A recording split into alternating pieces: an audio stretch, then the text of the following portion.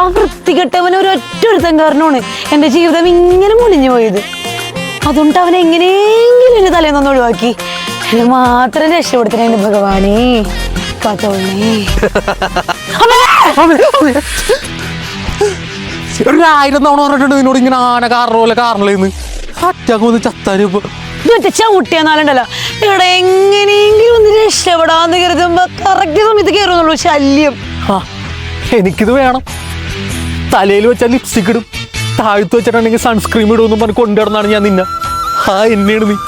നിന്റെ ഓരോ സങ്കടത്തിൽ ഞാൻ സന്തോഷിച്ചിട്ടുണ്ട്. നീ ഭക്ഷണം കഴിച്ചില്ലെങ്കിൽ ഞാൻ കഴിച്ചിട്ടുണ്ട്.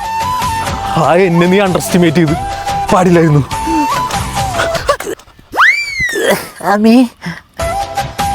അയ്യോ എനിക്കറിയൊന്നും വേണ്ട.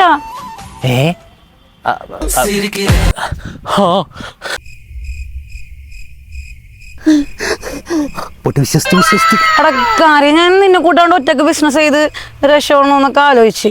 അത് പിന്നെ ആർക്കാണെങ്കിലും ഒരു അബദ്ധമൊക്കെ പറ്റൂലേ? സോറി ഈശ്വര, ഇവിടെ ഒഴിവാക്കിയിട്ട് എന്നെ മാത്രം രക്ഷപ്പെടുത്തണേ. It's okay. പക്ഷെ ഒരു സന്തോഷ വാർത്തയുണ്ട്.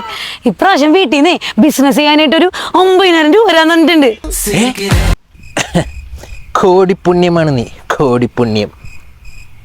അത് ഞാൻ വേണ്ടെന്ന് പറഞ്ഞു.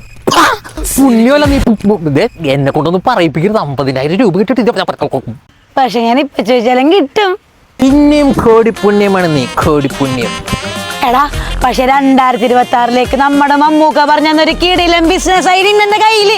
മൈ ഗോഡ്, മമ്മൂട്ടി എന്ന ബിസിനസ് ഐഡിയ എന്താണ്? രാജസ്ഥാൻ മരുഭൂമിയിലേക്ക് നമ്മ മണല് കടത്തി വിടുന്നു.